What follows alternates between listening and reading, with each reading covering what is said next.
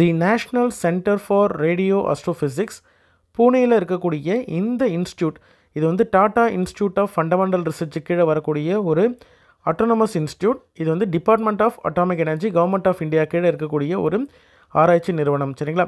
இதனுடைய கிளை வந்து ஆர்ஏசி ஊட்டியில் இருக்குது. தமிழ்நாட்டில் இருக்கக்கூடிய உதகமண்டலம் ஊட்டியில் வந்து இருக்குது ஆர்ஏசி ஊட்டி. இதில் தான் வந்து இப்போ வேக்கன்சி வந்து அனௌன்ஸ் பண்ணியிருக்காங்க.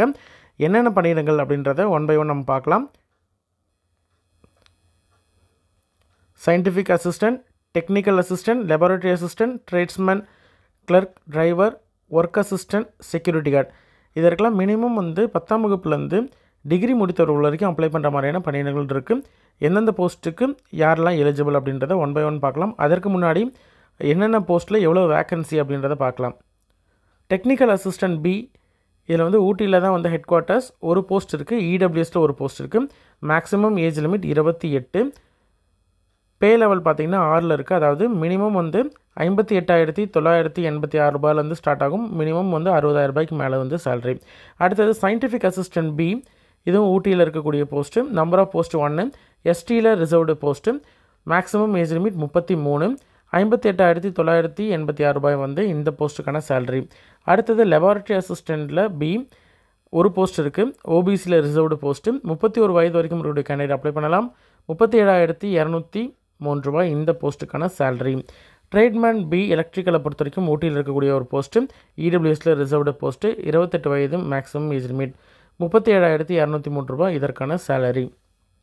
ட்ரேட்மேன்லேயே பிலேயே இன்னொரு போஸ்ட் இருக்குது. அது வந்து ஓபிசியில் ரிசர்வ்டு போஸ்ட்டு. 31 வயது வரைக்கும் இருக்கக்கூடிய கேண்டிடேட் அப்ளை பண்ணலாம். 37,203 ரூபாய் இதற்கான சேலரி.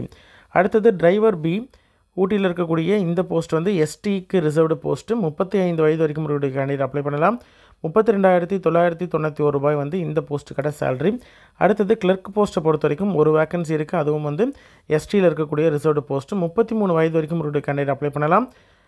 இதற்கான சேலரி 37,203 ரூபாய். ஒர்க் அசிஸ்டண்ட்லேயே வந்து எஸ்சியில் ஒரு வேக்கன்சியும், ஓபிசியில் ஒரு வேக்கன்சியும், இடபிள்யூஎஸில் ஒரு வேக்கன்சியும் இருக்குது. சரிங்களா? இதில் வந்து எஸ்சியில் இருக்கக்கூடிய இந்த வேக்கன்சி பார்த்திங்கன்னா 33 வயது maximum age limit.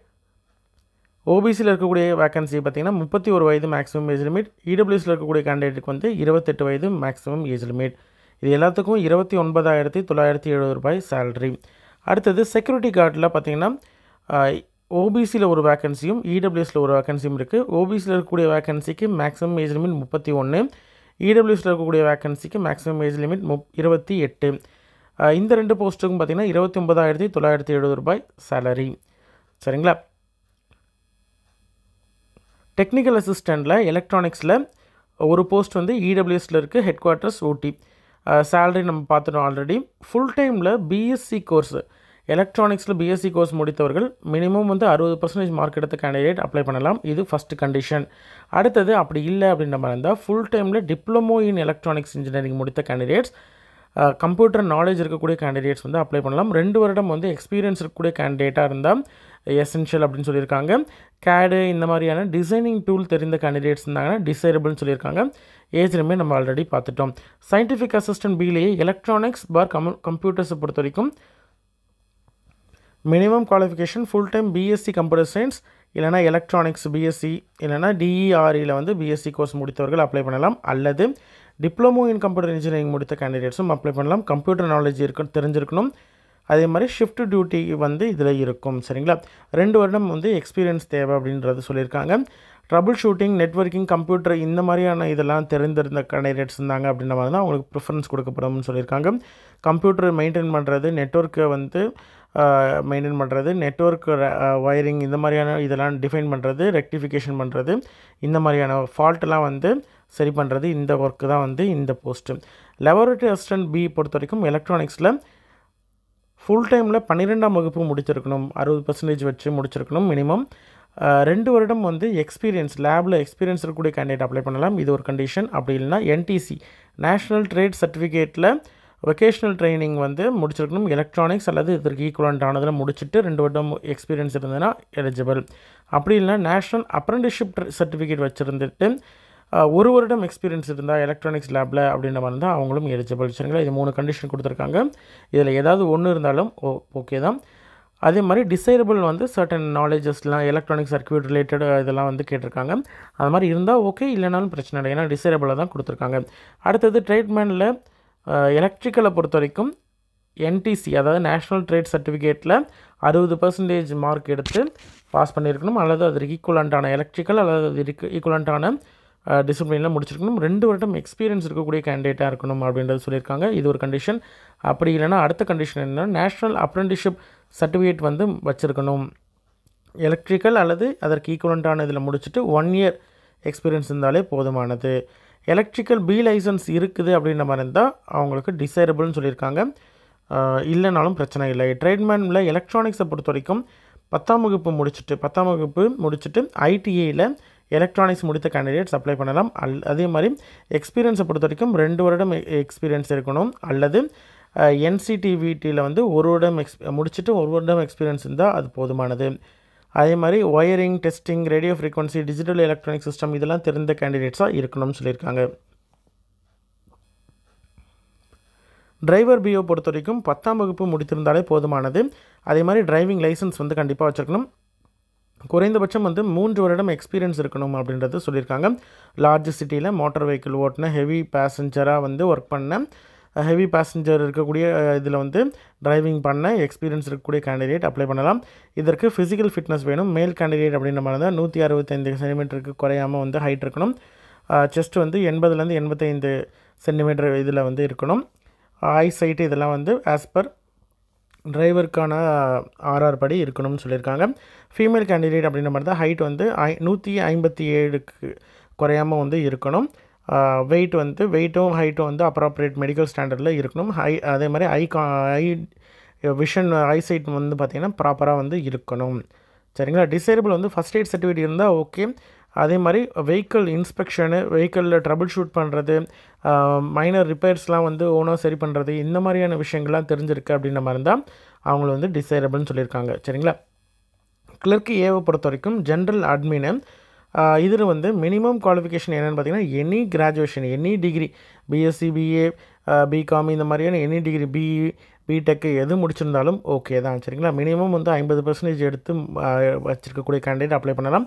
Typing knowledge இருந்தால் போதும், சர்டிஃபிகேட் இல்லைனாலும் பிரச்சனை இல்லை, நாலேஜ் டைப் பண்ண தெரிஞ்சிருந்தால் போதுமானது. கம்ப்யூட்டர், அதே மாதிரி கம்ப்யூட்டர் சம்மந்தமான அப்ளிகேஷன்ஸ்லாம் வந்து யூஸ் பண்ண தெரிஞ்சிருக்கணும் அப்படின்னு சொல்லியிருக்காங்க. மினிமம் 1 வருடம் கிளரிக்கல் டியூட்டியில் ஏதாவது ஒரு லார்ஜ் அல்லது ரெப்யூட்டட் ஆர்கனைசேஷனில் ஒர்க் பண்ண எக்ஸ்பீரியன்ஸ் இருந்தால் போதுமானது. சரிங்களா. ஓகே. அடுத்தது ஒர்க் அசிஸ்டண்ட்டை பொறுத்த வரைக்கும் 10ஆம் வகுப்பு முடித்திருந்தாலே போதுமானது. 1 வருடம் வந்து ஏதாவது ஆஃபீஸில் ஜெராக்ஸ் காப்பி எடுக்கிறது, டிஸ்பேச் பண்ணுறது, போஸ்டல் இல்லைனா பேங்க் ஒர்க்குக்காக போகிறது, இந்த மாதிரியான விஷயங்கள்லாம் தெரிந்த கேண்டிடேட்ஸ், எக்ஸ்பீரியன்ஸ் இருக்கக்கூடிய கேண்டிடேட் இருந்தாங்கன்னா ஓகே. அதே மாதிரி அவங்களுக்கு கம்ப்யூட்டர் நாலேஜ் இருக்கணும்னு சொல்லியிருக்காங்க. ஒர்க் அசிஸ்டண்ட்லேயே இன்னொரு போஸ்ட்டும் சேம் குவாலிஃபிகேஷன் தான். சரிங்களா. ஆனால் இது வந்து கார்டனிங் பர்பஸ்க்காக எடுக்கிறாங்க. கார்டனிங்கில் 1 இயர் எக்ஸ்பீரியன்ஸ் இருந்தால் போதுமானது. சரிங்களா. அடுத்தது இன்னொரு ஒர்க் அசிஸ்டண்ட்டை பொறுத்த வரைக்கும் இது வந்து ஆஃபீஸ் ஒர்க்குக்காக தான். இது வந்து முன்னாடி நம்ம பார்த்தோம் இல்லையா, டிஸ்பேச் பண்ணுறது, பேங்க்குக்கு போய்ட்டு வர்றது, ஜெராக்ஸ் எடுக்கிறது, இந்த மாதிரியான ஒர்க்கு கம்ப்யூட்டர் நாலேஜ் இருக்கணும்னு சொல்லியிருந்தது.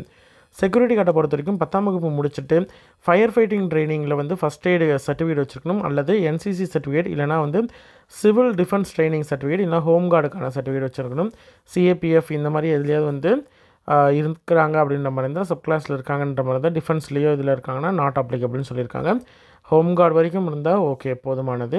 கம்ப்யூட்டர் அது மாதிரி கம்ப்யூட்டர் சம்மந்தமான அப்ளிகேஷன்ஸ்லாம் யூஸ் பண்ண தெரிந்திருக்கணும் அப்படின்றதையும் சொல்லியிருக்காங்க. சரிங்களா. மினிமம் 3 வருடம் வந்து டிஃபென்ஸ் இல்லைனா சிஏபிஎஃப் செக்யூரிட்டி ஒர்க்கில் இல்லைனா வேறு ஏதாவது ரெப்யூட்டட் ஆர்கனைசேஷனில் ஒர்க் பண்ண எக்ஸ்பீரியன்ஸ் இருந்ததுன்னா ஓகே. சரிங்களா. இதற்கு வந்து ஃபிசிக்கல் ஃபிட்னஸும் ஃபிசிக்கல் எஃபிஷியன்சி டெஸ்ட்டும் இருக்குது. சரிங்களா. 3 ஷிஃப்ட்டு ஒர்க் பண்ணுற மாதிரி இருக்கும். அதே மாதிரி செக்யூரிட்டி கார்ட்லேயும் இன்னொரு போஸ்ட்டு சேம் இது தான், குவாலிஃபிகேஷன் தான். ஹெட் குவார்ட்டர்ஸை பொறுத்த வரைக்கும் உங்களுக்கு வந்து ஊட்டின்னு சொல்லி கொடுத்துருக்குறாங்க. அதே மாதிரி உங்களுக்கு இந்த போஸ்ட் வந்து எங்கே வேணால் ட்ரான்ஸ்ஃபர் பண்ணலாம். ஊட்டியில் இருக்கலாம், அல்லது பூனே, இல்லைனா கொடாடு, இது மாதிரி 3 இடத்துல எங்கே வேணால் வந்து இருக்கலாம்.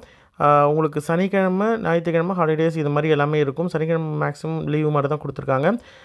அதே மாதிரி உங்களுக்கு ஷிஃப்ட் பேசிஸில் இருக்கலாம். உங்களுக்கு ஓவர் டைம் ஒர்க் இருந்த மாதிரி இருந்தாலும் நீங்கள் ஒர்க் பண்ணணும் அப்படின்றதையும் சொல்லியிருக்காங்க. சரிங்களா.